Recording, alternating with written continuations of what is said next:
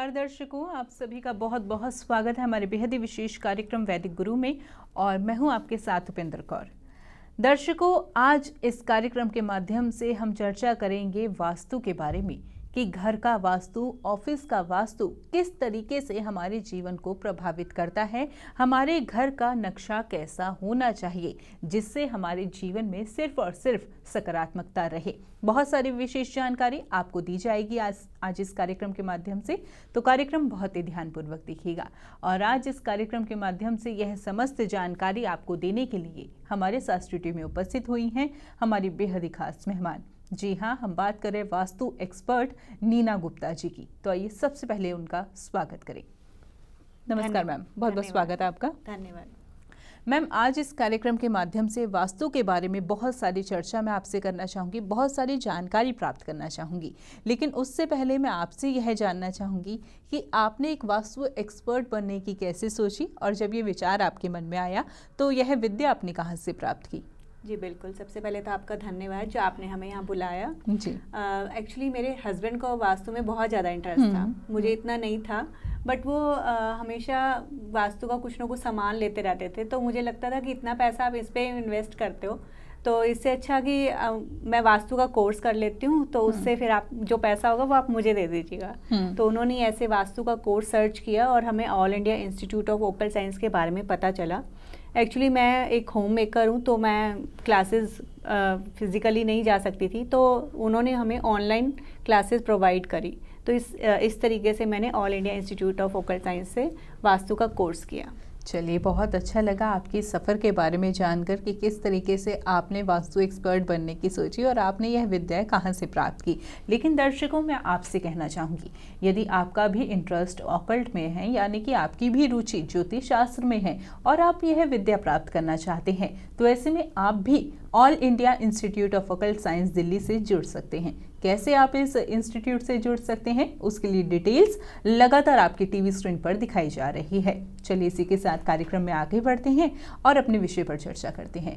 यहाँ पर मैम, सबसे पहला सवाल आपसे यही करना चाहूँगी कि जैसे कि आप वास्तु एक्सपर्ट हैं, तो वास्तु के बारे में शायद ही आपसे बेहतर कोई हमें बता पाए। तो पहला सवाल यही करना चाहूँगी कि वास्तु है क्या, कैसे हमारे जीवन को प्रभावित करता है? जी बिल्कुल, वास्तु का आपको वर्ड से ही पता चल रहा होगा। वास्तु मतलब वास, जहाँ पर आप रहते हैं वहाँ पे आपकी एनर्जी जो है वो फ्लो करती है। आपको पता है हमारा जो शरीर है वो 5 तत्वों से बना है और सब एलिमेंट्स का खेल है। और तो जो हम जहाँ भी रहते हैं वहाँ पे हमारी मैक्सिमम एनर्जी जो है वो फ्लो करती है। तो वहाँ की एनर्जी, वहाँ का सराउंडिंग्स कैसा है, वो ही हमारी घर की या ऑफिस की वास्तु कहलाई जाती है। चलिए मैम, यह तो हमने बहुत अच्छे से समझा कि वास्तु क्या है, लेकिन वास्तु की यदि बात की जाए तो वास्तु की उत्पत्ति कैसे हुई? जी बिल्कुल, मैं आपको एक स्टोरी सुनाना चाहती हूँ जो मत्स्य पुराण में लिखी गई है। उसके अनुसार एक बार शिव जी का बहुत बड़ा युद्ध हुआ और उसमें क्या हुआ, वो उनके पसीनों से एक अंधकासुर नामक राक्षस की उत्पत्ति हुई। और वो जो राक्षस था वो वहाँ पे पड़े हुए सारे खून, रक्त, जो भी सामान था उन सबको खाने लगा, जिसकी वजह से वो खाने लगा। और उसने शिव जी भगवान से तपस्या करी और एक वरदान मांगा कि मैं हर चीज़ को निगल लूँ।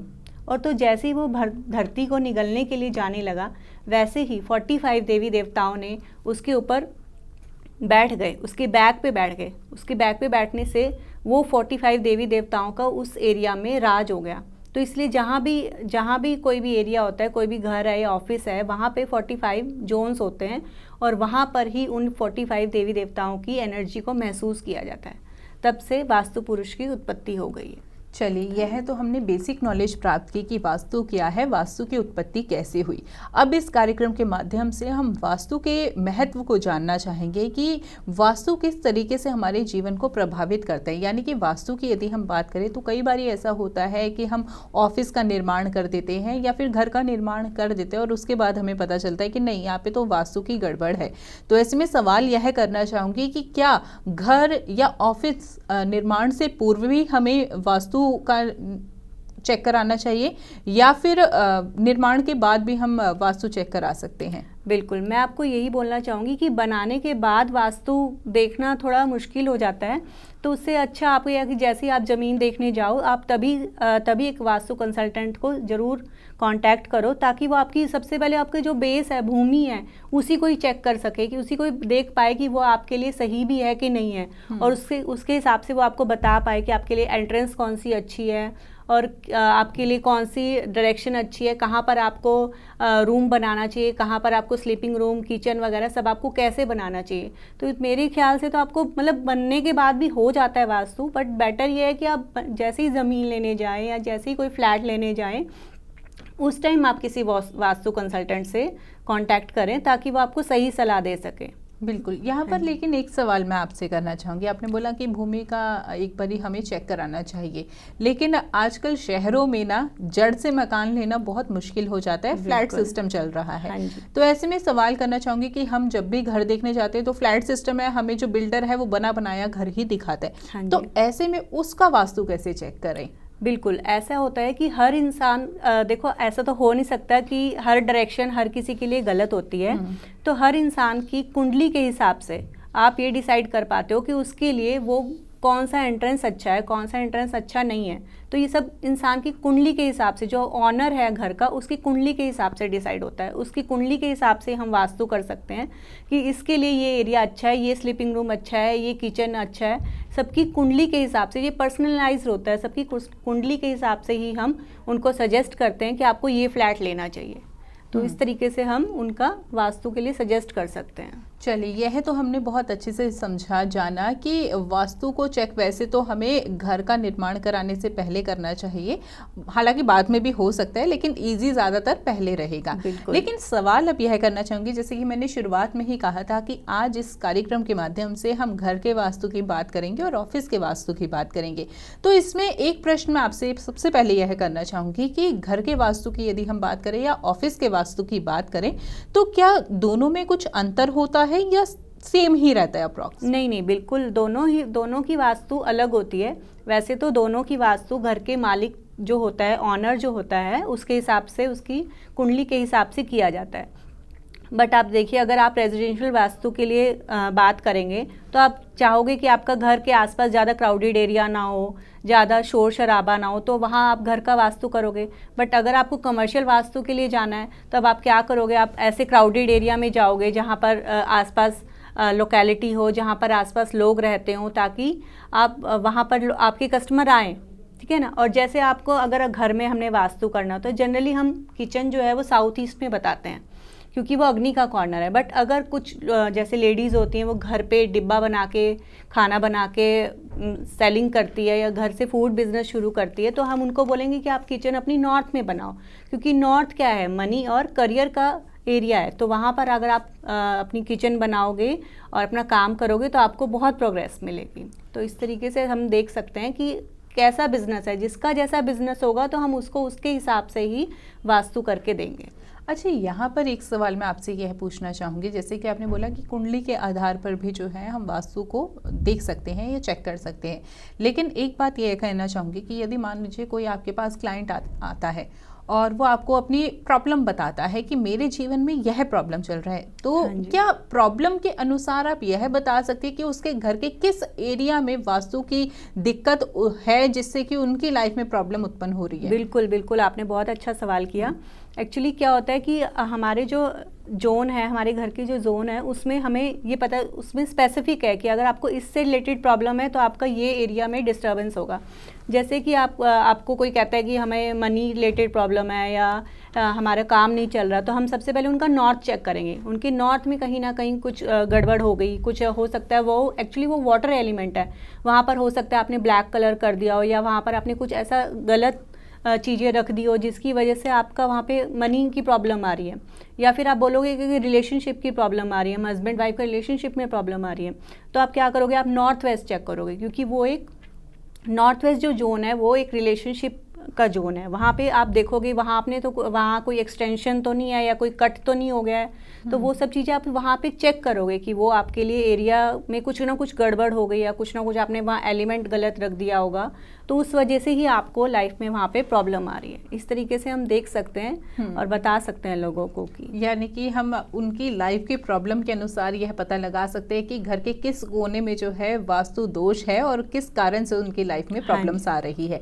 हमने ना एस्ट्रो वास्तु के बारे में भी सुना है, उसके बारे में अब आपसे जानना चाहूंगी। बिल्कुल, जैसे कि आपको नाम से पता चल रहा है, astro vastu is astrology plus vastu. मतलब वास्तु हम तभी करते हैं जब या तो होता है कि किसी के पास कुंडली नहीं है, किसी को पता नहीं है कि उसका बर्थ प्लेस कब है या टाइम कब है, या मतलब ये सब चीज़ें नहीं पता होता, तो उसकी कुंडली नहीं पता होती, तो फिर हम उसको जनरल वास्तु करते हैं। बट अगर आपके पास कुंडली है तो हम आपकी कुंडली के हिसाब से आपके देखते हैं कि कौन से हाउस में आपका, जैसे मनी हाउस है तो उसमें कौन सा जोन आ रहा है, कौन सा एरिया आ रहा है, तो फिर हम उस हिसाब से आपका वास्तु करते हैं ताकि आपको ज़्यादा बेनिफिट हो, आपका ज़्यादा सिंक्रोनाइज हो जाए चीज़ें, आपको प्रॉफिट ही प्रॉफिट हो, आपको उस घर में उस ऑफिस में आपको बेनिफिट हो उस चीज़ से लेकर। बिल्कुल, हमने एस्ट्रो वास्तु के बारे में जाना। अब एक सवाल मैं आपसे और करना चाहूँगी कि घर की अगर हम बात करें तो ऐसे में घर का सबसे मुख्य कोना कौन सा होता है, सबसे मुख्य एरिया कौन सा होता है? बिल्कुल, मैं आपको बोलूँगी अब हमारे घर का नॉर्थ ईस्ट सबसे इम्पॉर्टेंट एरिया है, क्योंकि वो वास्तु पुरुष का हेड है। वो एरिया जो है वो वास्तु पुरुष का हेड है, और अगर हम ग्रहों के हिसाब से भी देखी जाए तो वो गुरु का घर है, गुरु का कॉर्नर है। तो वहाँ पर आपको साफ़ सफाई, उसको क्राउडेड बिल्कुल नहीं रखना चाहिए, आपको वहाँ पे साफ़ सफाई रखना चाहिए। इसीलिए हम बोलते हैं नॉर्थ ईस्ट में आप पूजा घर बनाओ ताकि वहाँ आपको पॉजिटिविटी आए। आप वहाँ पे बैठ के अगर आप मेडिटेशन करोगे तो आपको बहुत बेनिफिट होगा। तो इसलिए सबसे ज़्यादा घर में ज़रूरी नॉर्थ ईस्ट एरिया है, वो आपकी ऑल राउंड प्रोस्पेरिटी को दिखाता है। तो इसीलिए आपका नॉर्थ ईस्ट बिल्कुल क्लीन होना बहुत ज़रूरी है। बिल्कुल, तो देखिए दर्शकों, आज इस कार्यक्रम के माध्यम से आपको जानकारी प्रदान की जा रही है वास्तुशास्त्र के बारे में कि वास्तु किस तरीके से आपके जीवन को प्रभावित करता है। इसी के साथ साथ मैं आपको यह कहना चाहूँगी कि यदि आपका भी ऑकल्ट में इंटरेस्ट है, आप भी ज्योतिष शास्त्र में रुचि रखते हैं और यह विद्या आप प्राप्त करना चाहते हैं, तो ऐसे में all India institute of occult science Delhi से आप भी जुड़ सकते हैं। कैसे आप इस इंस्टीट्यूट से जुड़ सकते हैं, उसके लिए डिटेल्स लगातार आपकी टीवी स्क्रीन पर दिखाई जा रही है। चलिए इसी के साथ कार्यक्रम में आगे बढ़ते हैं। अभी तक हमने बहुत सारी विशेष बातें आपसे जानी, बहुत सारी विशेष जानकारी आपसे जानी, लेकिन अब एक सवाल आपसे करना चाहूँगी कि जैसे कि अभी तक हमने जाना है कि घर का मुख्य एरिया कौन सा होता है, अब वन बाय वन मैं आपसे बात करना चाहूँगी कि घर एक अच्छा घर कैसा होना चाहिए जिसमें वास्तु दोष ना हो। तो ऐसे में हम घर के मेन एंट्रेंस की बात करें तो मेन एंट्रेंस किस दिशा में होनी चाहिए और कैसी होनी चाहिए? जी, ऐसा है, मेन एंट्रेंस वैसे देखा जाए तो सबकी कुंडली के हिसाब से डिसाइड होता है। जैसे कुछ के लिए साउथ एंट्रेंस अच्छी है और कुछ के लिए नॉर्थ एंट्रेंस अच्छी है, तो वो सब कुंडली के हिसाब से डिसाइड होता है कि आपकी राशि कौन सी आ रही है, उस हिसाब से ही आपकी एंट्रेंस डिसाइड होती है। हमने बहुत अच्छे से जाना कि घर की एंट्रेंस किस दिशा में होनी चाहिए और कैसी होनी चाहिए। अब घर की एंट्रेंस से यदि हम अंदर को आए तो फिर बात आती है बेडरूम की, और हमारे जो भारत देश है उसमें ज़्यादातर एक घर में जो है 3 पीढ़ियाँ रहती हैं, जैसे कि दादा दादी हो गए, माता पिता हो गए और फिर बच्चे हो गए। तो ऐसे में तीनों के बेडरूम्स की बात करना चाहूँगी। यदि घर के बड़े बुजुर्गों की बात करें तो उनका कमरा किस दिशा में होना चाहिए, कैसा होना चाहिए? बिल्कुल, मैं आपको बताना चाहूँगी कि घर के बड़ों के लिए हमें साउथ वेस्ट बेडरूम सबसे अच्छा रहेगा, और अगर हम न्यूली मैरिड की बात करें तो उसके लिए हमारा नॉर्थ वेस्ट एरिया जो है वो सबसे बेटर रहेगा। क्योंकि और हमें कोशिश करनी चाहिए कि जो न्यूली मैरिड कपल है या यंग कपल्स हैं उनका बेडरूम, जो बड़े लोग हैं उनसे थोड़ा दूर रहे। और साउथ में हमने बड़ों के लिए बेडरूम इसीलिए दिया गया है ताकि वो स्ट्रेंथ और स्टेबिलिटी का एरिया है। वहाँ पर अगर वो सोएंगे तो उनके घर में बरकत होएगी, सारा घर परिवार इकट्ठा रहेगा, स्ट्रेंथ और स्टेबिलिटी बनी रहेगी। इसीलिए बड़ों के लिए हम साउथ वेस्ट लेंगे और न्यूली मैरिड के लिए हम नॉर्थ ईस्ट लेंगे, और बच्चों के लिए हम ईस्ट का कॉर्नर लेंगे, क्योंकि ईस्ट जो है वो सूर्य की दिशा है, और वहाँ पर सूर्य की दिशा में अगर बच्चे पढ़ेंगे तो उनको बहुत उससे लाभ होगा, वो जल्दी उनको समझ आएगा, जल्दी वो अच्छा पढ़ पाएंगे। तो इसलिए बच्चों का कमरा हमें हमेशा ईस्ट की तरफ बनाना चाहिए, ईस्ट की तरफ फेसिंग होना चाहिए बच्चों के रूम का। यानी कि किस सदस्य का कमरा कहाँ होना चाहिए, यह आपने बहुत अच्छे से हमें समझा दिया। अब इसी के साथ साथ मैं बात करना चाहूँगी घर के किचन की, क्योंकि किचन एक ऐसा एरिया होता है जहाँ पर सब कुछ हमारा जुड़ा होता है, हमारा स्वास्थ्य जुड़ा होता है, हमारे सब कुछ मतलब किचन से ही होता है। तो ऐसे में घर की किचन किस दिशा में होनी चाहिए और कैसी होनी चाहिए? बिल्कुल, मैं आपको बताना चाहूँगी कि घर की किचन हमेशा साउथ ईस्ट में होनी चाहिए, क्योंकि साउथ ईस्ट जो कॉर्नर है वो अग्नि का कॉर्नर है। और वहाँ पर अगर आप की किचन होगी और वो अग्नि का कॉर्नर और मंगल उसका स्वामी है, तो अगर आप वहाँ पे आप खाना बनाओगे और उस आपका जो गृहिणी है जो खाना बना रही है उसका फेस ईस्ट की तरफ होगा, तो घर के लोगों में बहुत एनर्जी आएगी, बहुत खाने में भी पावर आएगी, क्योंकि आपको पता है खाने से ही हमें एनर्जी मिलनी है। तो इसीलिए हमारा सबसे इम्पॉर्टेंट एरिया किचन ही है। और मतलब मुझे लगता है गृहिणियाँ सबसे ज़्यादा टाइम रसोई में ही बिताती है, तो इसलिए उनके लिए सही किचन होना बहुत ज़रूरी है, ताकि उनको हमेशा पॉजिटिविटी रहे और वो हमेशा सकारात्मक रूप से ही खाना बनाए, ताकि घर में भी सकारात्मकता फैलती रहे। तो इसीलिए साउथ ईस्ट का जो कॉर्नर है वो किचन के लिए सबसे बेस्ट है, वहाँ पर ही आपका चूल्हा होना चाहिए। चलिए, किचन के बारे में जाना है, बेडरूम्स के बारे में जाना। अब हमने अक्सर यह सुना है कि अगर घर का टॉयलेट किसी गलत दिशा में बन जाए तो जीवन जो है नर्क बन जाता है। तो ऐसे में घर का टॉयलेट हमारा किस दिशा में होना चाहिए और किस दिशा में बिल्कुल नहीं होना चाहिए? बिल्कुल, आपने बहुत अच्छा क्वेश्चन किया। मैं आपको बताना चाहूँगी कि मेरे घर में भी नॉर्थ ईस्ट में टॉयलेट था और मैं 18 साल से नॉर्थ ईस्ट का टॉयलेट यूज़ करी थी, और उस वजह से मुझे इतनी ज़्यादा हेल्थ इश्यूज़ मैंने फेस करी है। और जैसे मैंने आपको बताया कि मैंने all India institute of occult science से वास्तु का कोर्स किया, और जैसे ही सर हमें पढ़ा रहे थे तो पढ़ाते पढ़ाते उन्होंने जैसे ही बताया कि नॉर्थ ईस्ट का टॉयलेट जो है वो कैंसर जैसी बीमारियां तक दे सकती है। तो जैसे ही उन्होंने बताया तो मैंने अपनी लाइफ से रिलेट किया कि वो इसी वजह से शायद मेरी लाइफ में इतनी ज़्यादा हेल्थ इश्यूज़ हैं, इतनी ज़्यादा हेल्थ प्रॉब्लम है। तो मैंने अपने हस्बैंड को बताया, घर में बताया, और हमने इसका समाधान किया। और आप बिलीव नहीं करोगे, जब से हमने नॉर्थ ईस्ट का टॉयलेट बंद किया तब से हमारे घर में इतना ज़्यादा फ़र्क पड़ा है, ज़मीन आसमान का मेरी हेल्थ में फ़र्क पड़ा है। तो इसीलिए नॉर्थ ईस्ट का टॉयलेट बिल्कुल भी नहीं होना चाहिए। और अगर आपके लिए सही मैं आपको बताऊं कहाँ हो सकता है, तो आप साउथ वेस्ट में बना सकते हैं या साउथ वेस्ट में बना सकते हैं, क्योंकि वो डिस्पोजेबल जोन है। अब वहाँ पर आप टॉयलेट बना सकते हैं, या वेस्ट में बना सकते हैं। तो मेरे ख्याल से ये आपके लिए बेस्ट रहेगा कि आप नॉर्थ ईस्ट में टॉयलेट कभी भी ना बनाएं, क्योंकि वो कभी ना कभी आपको हेल्थ इश्यूज जरूर देगा, आज नहीं तो कल जरूर देगा आपको नॉर्थ ईस्ट का टॉयलेट। बिल्कुल, देखिए ना कितनी छोटी छोटी बातें होती है, लेकिन हम उन बातों पर ध्यान नहीं देते और उन बातों के कारण जो है इतनी बड़ी बड़ी समस्याएं हम अपने जीवन में झेलते रहते हैं। लेकिन एक सवाल मैम आपसे करना चाहूँगी, कुछ लोग ऐसे भी होते हैं जो अपना पूरा घर वास्तु के अनुसार ही बनाते हैं, लेकिन फिर भी जो है उनके घर में प्रॉब्लम्स रहती हैं और बीमार भी रहते हैं वो अक्सर लोग। ऐसा क्यों होता है कि वास्तु के अकॉर्डिंग सब कुछ करने के बाद भी जो है समस्याएं आ रही है? जी बिल्कुल, मैं आपको ये बताना चाहूँगी कि आपका घर पूरा वास्तु के हिसाब से बना हुआ है, पर आपकी जो कुंडली है, आपका जो ग्रह है, वो आपको कुछ ना कुछ उनमें चेंजेस होते रहते हैं, ट्रांजिट होती रहती है ग्रहों में। तो जब हमारी जो नेगेटिव प्लेसमेंट होती है, कुछ ग्रहों की नेगेटिव प्लेसमेंट होती है हमारी कुंडली में, वो हमारी लाइफ में कुछ प्रॉब्लम्स देने के लिए आए हैं, तो वो प्रॉब्लम्स आपको आएगी 100%। आप कितना ही आप वास्तु कर लोगे, बट जो आपकी प्रॉब्लम्स आपकी लाइफ में लिखी है वो आपको आएगी। जैसे कुछ लोग ये भी कहते हैं कि कुंडली जो होती है वो हमारे पास्ट कर्मों का फल दिखाती है। तो अगर हमारे पास्ट कर्मों में कुछ ना कुछ हमने गलत किया होगा तो वो हमें आज नहीं तो कल हमें भुगतना ही पड़ेगा। और इस वजह से हमारे को वास्तु होते हुए भी हमारे को घर में प्रॉब्लम आती है। तो मैं आपको यही कहना चाहती हूँ कि हमारी जो कुंडली है ना, उसमें हमारे कुछ नेगेटिव प्लेसमेंट्स होती हैं, प्लैनेट्स की नेगेटिव प्लेसमेंट होती है, तो उस वजह से हमें प्रॉब्लम्स आती हैं। जैसे कुंडली जो है हमारे पास्ट कर्मों का फल है, हमने जो पिछले जन्म में कर्म किए हैं वही हमारे को हमारी कुंडली दिखाती है। तो जब हम उसमें कुछ ना कुछ तो हमने गलत कर्म किए होते हैं, वो आज नहीं तो कल हमें भोगने ही होते हैं। तो इस वजह से हमें प्रॉब्लम्स आती हैं, चाहे आपका वास्तु से किया हुआ घर है। आप ये भी देखो कि जैसे घर में तो 4 लोग रहते हैं या 10 लोग रहते हैं, बट सिर्फ एक ही बंदे को हेल्थ इश्यू क्यों आई अगर नॉर्थ ईस्ट में टॉयलेट है? क्योंकि उसकी ग्रह दशा, उसकी महादशा उस हिसाब से आ गई थी, तो उस वजह से ही उसको हेल्थ इश्यूज आए, बाकी लोगों को नहीं आई।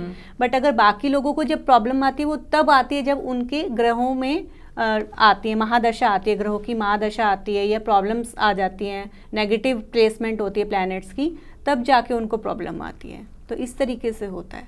चलिए, यह हमने बहुत अच्छे से समझ लिया कि वास्तु दोष ना होने के कारण भी क्यों समस्याएं आती है। लेकिन बात वही आती है कि समस्याएं जब आती है तो हमें उपाय भी चाहिए होते हैं। तो ऐसे में सवाल यह करना चाहूँगी कि क्या वास्तु के अनुसार कुछ विशेष उपाय भी होते हैं या फिर कुंडली के अनुसार ही कुछ विशेष उपाय दिए जाते हैं जिससे वो समस्याएं कम हो जाएं? बिल्कुल।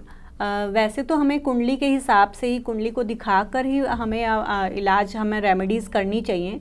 बट जैसे कुछ कॉमन चीज़ें होती है, जैसे आप मनी से रिलेटेड इश्यूज़ होते हैं, सबके घर में ही होते हैं, सब कोई चाहता है हमारे पास पैसा है। तो हमें अपना ना नॉर्थ ठीक रखना चाहिए, क्योंकि जो नॉर्थ है वो कुबेर का स्थान है, कुबेर जी का वास है वहाँ पर। तो वहाँ पर अगर आप वाटर रिलेटेड कुछ चीज़ें रखोगे, जैसे फाउंटेन रखोगे, कुबेर जी की फ़ोटो रखोगे, तो आपको मनी से रिलेटेड, करियर से रिलेटेड प्रॉब्लम्स नहीं आएंगी। इस तरीके से हम कॉमन रेमेडीज़ ज़रूर दे सकते हैं, बट मैं आपको यही बोलूँगी, आप अपनी कुंडली के हिसाब से अगर आप रेमेडीज़ करोगे तो आपको ज़्यादा बेनिफिट होगा। आपको अपनी कुंडली प्लस आपकी वास्तु, अपना घर, सब दोनों को साथ साथ बैलेंस करके अगर आप करोगे तो आपको बहुत ज़्यादा बेनिफिट होगा और आपकी लाइफ में बहुत पॉजिटिविटी भी आएगी उससे आपको। चलिए, यह तो उपायों की बात रही और इन उपायों के बीच में आपने मनी और वेल्थ का जिक्र किया। और हर कोई चाहता है आज के समय में कि उनके पास अथाह मनी हो, अथाह पैसा हो और वेल्थ अच्छी रहे हमेशा, यानी कि वो पैसा टिका रहे।